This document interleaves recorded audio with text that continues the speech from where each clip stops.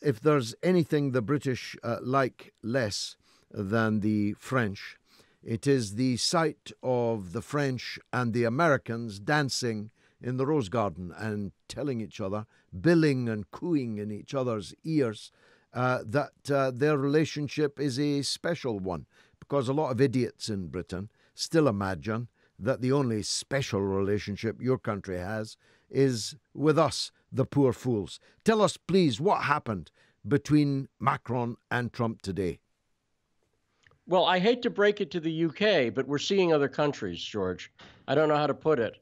But, well, here's what I think is interesting. You're right in that it was clearly Donald Trump leading the diminutive Macron by the hand. However, I would say when it comes to policy, it's actually Macron who's leading Trump by the hand. So would I, as was the case between Blair and Bush, of course. Bush could say, "Yo, Blair," and humiliate him in that way, patting him on the back. But actually, as Bush's brain was missing, Blair played the role of the brain. And Macron is trying to lead Trump deeper and deeper into the swamp, isn't he? Yeah, absolutely, especially on Syria. And now, this is one of those areas where you have to remember one of the reasons Donald Trump got elected, and part of his appeal to voters, actually. For instance, he was quite famously on the record as being against the Iraq War. And he took after Jeb Bush, George Bush's brother, and of course, George H.W. Bush's son, he took after Jeb Bush for Iraq. And then what's happened is, I think it helps to understand that we have a system in the United States where everyone assumes that the president is in charge of things, but it's not quite the way it works, right? So there's a consistency.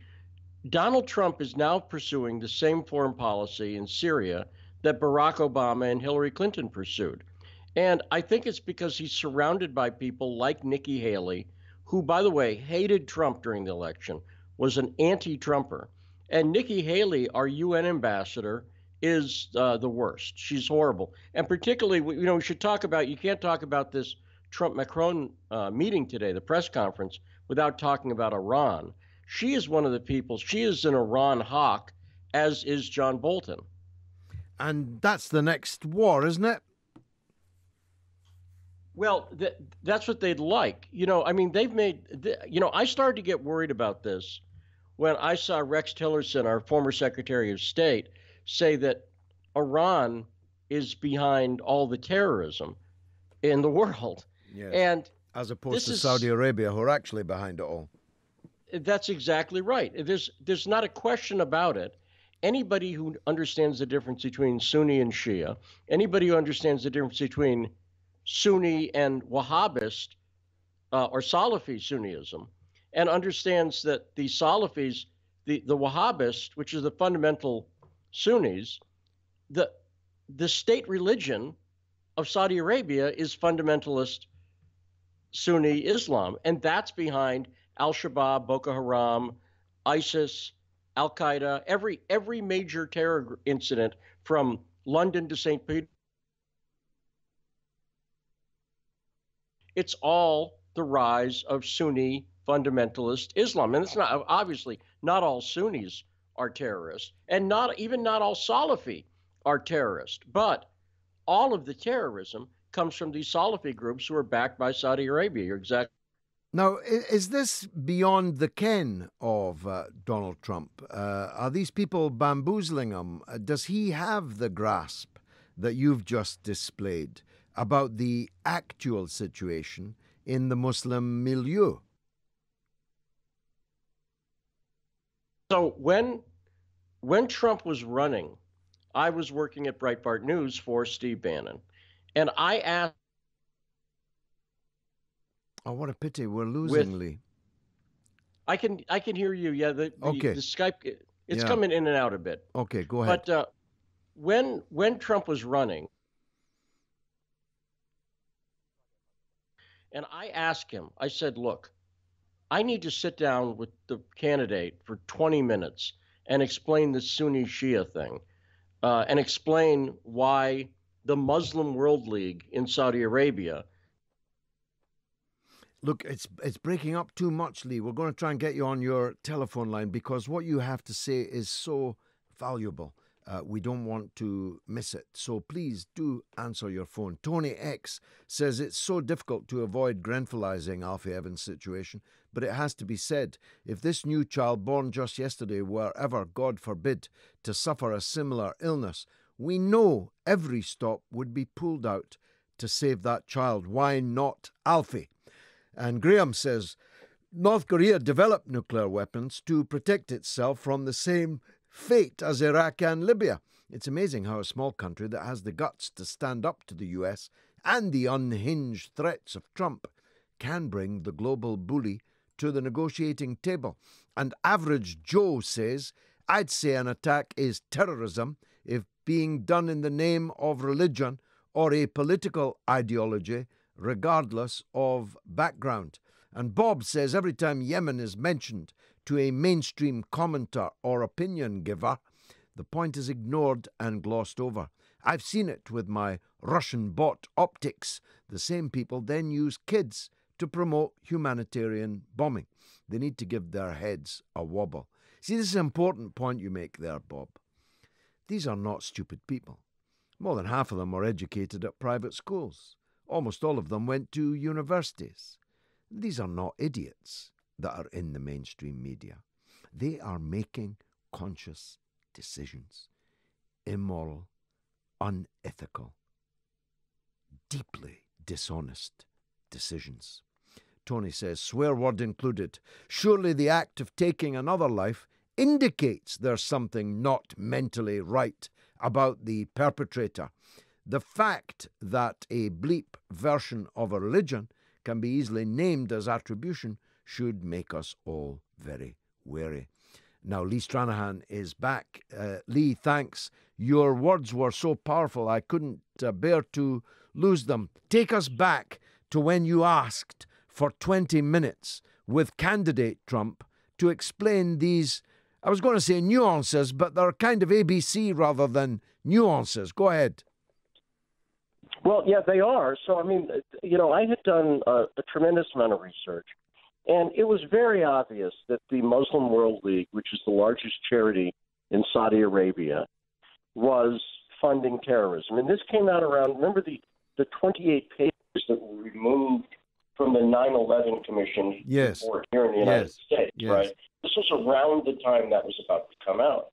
And it was very obvious that the Saudis had an outsized influence. Now, I will tell you what I was told. So Bannon did not arrange that meeting. And later, I was talking to somebody who was a prominent conservative publisher here in the United States. And what they pointed out is that the Israeli lobby in the United States funds both the left and the right, and particularly the right. And what they told me is, they said, look, the Israeli lobby, the people behind that, and these are people like Sheldon Adelson, who's the biggest GOP donor, and Haim Saban, who's the biggest Democrat donor. Those are just the numbers, right? Those are who they are. Yeah. What they told me was, they said, look, they don't want to hear about the Muslim World League. All they want to hear about is the Muslim Brotherhood. And the Ikhwan, the Muslim Brotherhood, the Egyptian group, has been in alliance with the Muslim World League at points in the 80s and early 90s. They were in alliance, but then they've also been out of sync with them. And this is the delusion that exists on the right now, where they want to make and why is that? Why is that? It's as simple as it can be. It's money. You have to remember that when the Saudi Arabians were trying to negotiate an arms deal with Lockheed Martin, who I literally live in Washington, D.C., right across the street from, and they have a lovely building, by the way, and it's fantastic. Apparently they're making some money there, George. But when they were negotiating an arms deal with Saudi Arabia, Jared Kushner, whose father was the top Democrat donor and is as close to Bibi Netanyahu as you can get. I mean, literally, Bibi Netanyahu has slept in Jared Kushner's bed Jared Kushner was a teenager and Bibi would come to stay, Jared would move to the couch and Bibi Netanyahu would stay at his bed. This is literally true. So Jared Kushner picked up the phone and called Lockheed Martin and got the Saudis a better deal on arms. So what's happening is this is money. And Bannon told people that what was happening, and you've been in politics, and you know how important it is to be the last person in the room. Yep. Bannon told people when he would have meetings in the White House with the president, they'd have a meeting and Jared and Ivanka would be sitting there. And then everybody would leave the table and Jared and Ivanka would stay afterwards. In other words, the last voice in President Trump's ear was Jared Kushner. And that's what's been happening. I mean, and this is not, there's no conjecture here. That's what was happening, and you can see it with Kushner's connection. So that's why this allegiance between Israel and Saudi Arabia, which, by the way, is crazy if you think about it, because it's not going to last. But that alliance between certain forces in the Israeli government and the Saudi monarchy are what's driving a lot of foreign policy right now. And by the way, that monarchy might not last. Just the other night, I think 2 nights ago, it was the gunfight at the OK Corral inside the grounds of the King's Palace. And the Crown Prince had to be taken to an air base to guarantee his security. This Saudi leadership is itself not only up to its neck in funding and facilitating terrorism, it is itself extraordinarily unstable. Yes, that's right, yeah.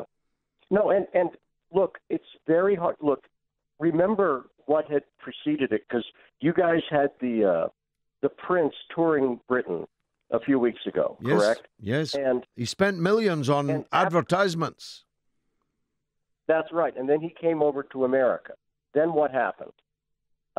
Then, right as that was ending, the Syrian strike happened. This is literally what happened. And so the outsized influence of Saudi Arabia on this administration, and you can go back to the beginning of the administration where I put my head in my hands when I saw Steve Bannon with the president doing the sword, at the sword dance, yes, with the hands on the orb. It was the first foreign trip. But now I understand how the money is running things on the right in the United States. And by the way, of course, this is where the UK factors in too, right? The UK, look, a lot of this is coming from Chatham House, and it's U.S. equivalent, the Council on Foreign Relations. That's where a lot of this is coming from. That's the sort of NGO element of what's happening here. Well, we're not called Perfidious Albion for nothing, and it's not for nothing that Mr. Sykes and Monsieur Picot carved up the Middle East into the artificial statelets that persist 100 years on. It's not for nothing that the British and the French as the ancient colonial powers, are still pining for a return to the days when they were big shots. Nowadays they can't be.